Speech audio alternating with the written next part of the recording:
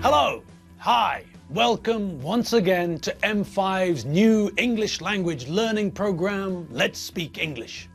I'm Gav Duncan and I'm here on your TV screen to help you learn English. Now, are you sitting comfortably? Yes? Good. And are you ready for today's lesson? Yes? Good. Okay, well let's learn English together. Hello, hello, and hello again. How are you today? Are you having fun? Are you relaxed and sitting down in your favorite chair? Good. Are you ready for some more revision? You are? Brilliant. Okay. Well then, let's continue our revision, shall we? Now, yesterday we had a look at week 16 and we revisited Alfredo, who felt awful. Alfredo had a hangover. He was hung over. He drank too much with his brother-in-law, Gordon, and when he walked home through the park, he fell asleep on a park bench. When he woke up, he had a cold as well as a hangover. Ah, poor Alfredo. Now, also in week 16, we learned about the word could, didn't we? You do remember, don't you? Okay, now, where were we? Oh yes, we were talking about Alfredo's New Year's Eve. When Alfredo talked to Dave Squid in the pub, we heard that Gordon fell asleep on the sofa and that Alfredo finished the bottle of brandy and walked home. It took Alfredo 2 hours to walk 2 kilometers. That's a very long time for a very short distance. Dave Squid said that a dog with one leg could walk that distance in that time. Now, before we continue with the story, let's just think about what Dave Squid said. He said that a dog with one leg could walk that distance in that time. Now, when we talked about ability and possibility, do you remember what word we used? That's right, we used the word can, didn't we? We used can to talk about ability. Now, what Dave Squid said was exactly the same. He was talking about the ability of a dog with one leg to walk 2 kilometers in 2 hours. He didn't say can though, he said could. Could is the same as can, but in the past. For example, now I can run 100 meters in 20 seconds. When I was younger, I could run 100 meters in 15 seconds. In both sentences, I'm talking about ability, but in the first sentence, I'm talking about now, and in the second sentence, I'm talking about the past. Okay, let's practice using can and could. Let's decide which is correct, can or could, for the following sentences. Yesterday, Alfredo was hung over. He felt very ill. He vomited 3 times between 6 a.m. and 7 a.m. He go to work. That's right. It was yesterday, so he couldn't go to work. Dave Squid was very tired last night, but he sleep. Bingo! Dave couldn't sleep. He was very tired, but he couldn't sleep. Tim Benchfield is standing at the door of a shop. His arms are full of shopping. What does Tim say to the shop assistant? You open the door for me, please. Brilliant. Can you open the door for me, please? Great. So we know about could now, don't we? Now in week 16, we met someone new, didn't we? That's right, we met Enid. Enid Fotherington Smythe, to give her her full name. Enid the eccentric, elegant, eclectic, electric eel. And when we met Enid, she told us about British pubs. Do you remember? What ho, people! Hello, hello, it's me. I'm Enid, the eccentric, elegant, eclectic, electric eel. I'm here to help you all with some examples of everyday English. Now, today we're going to look at pubs.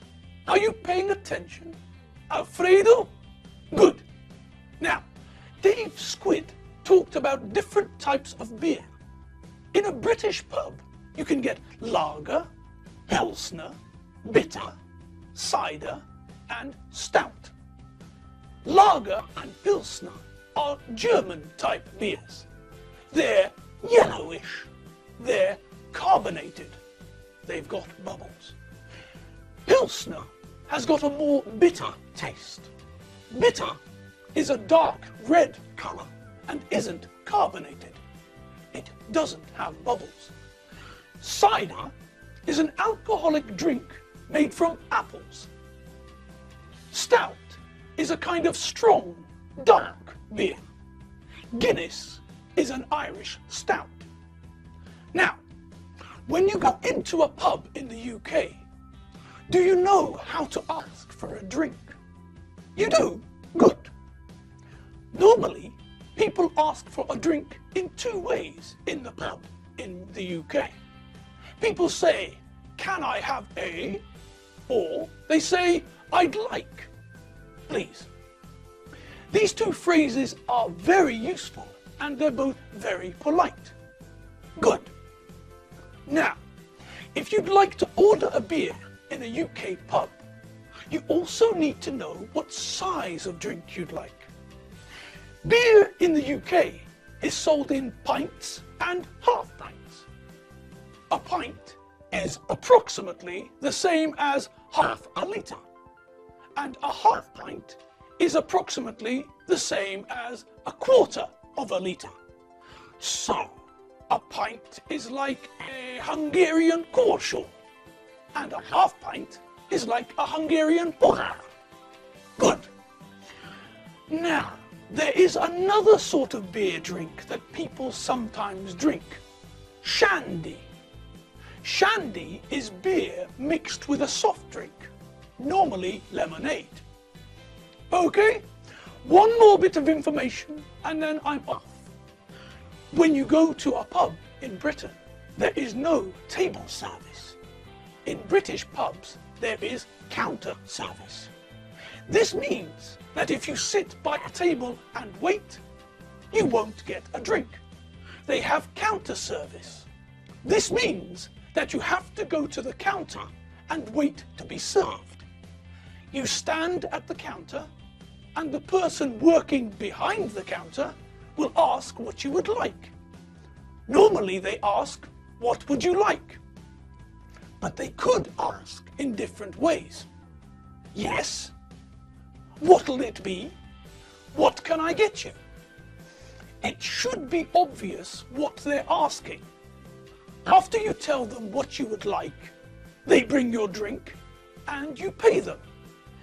You pay the person at the bar immediately. In British pubs, tips aren't normally included. If you want to, you can tip the person behind the bar. You can give them some extra money, a tip, to say thank you. In Britain, people don't pay at the end of the evening for all their drinks. Every time you order a drink, you have to pay for it. There and then. Okay, well, I hope my examples of everyday English was helpful. I'm off back home now. Toodaloo, pip pip, cheery bye.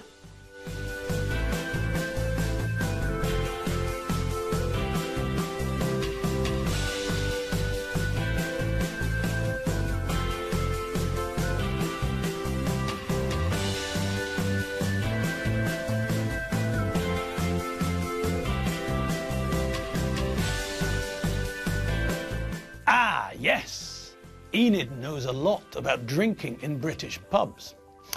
Anyway, back to our revision. Now, in lesson 78, in the 78th lesson, we met adverbs for the first time. Do you remember when we met adverbs? Now, let's have another look at something Alfredo said when he apologized to the kids. When Alfredo apologized, he said, "behaved very badly." Now, this is something new, isn't it? If we look at the word badly, we can recognize that it's connected to the adjective bad. But what is this word badly? And why do we have to add "ly" to the end of the adjective bad? Well, the word badly is an adverb. A what verb, Gav? No, it's not a verb. It's not a type of verb. The name for this part of English is an adverb. And we use adverbs in a similar way to adjectives. Now, do you remember what a noun is? Of course you do. Gods of English, don't forget simple things like nouns. Great. Well, we all remember that a noun is a word which tells us what something is. Nouns tell us what we're talking about. A car, a lady, an uncle. Car, lady, and uncle are all nouns. They tell us what we're talking about. Good. Now, who can remember what adjectives are? Great. Now, we use adjectives to give more information about nouns. We can say that the car is red, or that the lady is slim, or that the uncle is old. We use adjectives to give more information about nouns. Now, the situation with adverbs is similar. We use adjectives to give more information about nouns, and we use adverbs to give more information about verbs. More information about verbs. I know what you're all thinking. You're thinking, how can we give more information about verbs, Gav? Well, we use adverbs to tell someone how an action was performed, how someone did what they did. For example, we can say John Benchfield finished his homework. Okay, we've got some information in this sentence, but not much. Now, if we add an adverb, we can give more information about how John did his homework. We can use the adverb quickly. John Benchfield finished his homework quickly, for example.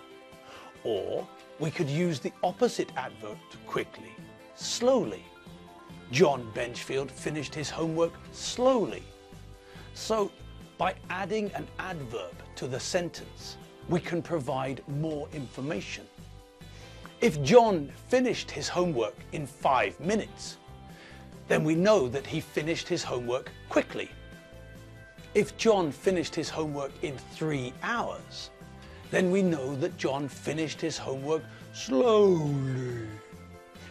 Just as we use adjectives to give extra information about nouns, we use adverbs to give extra information about verbs.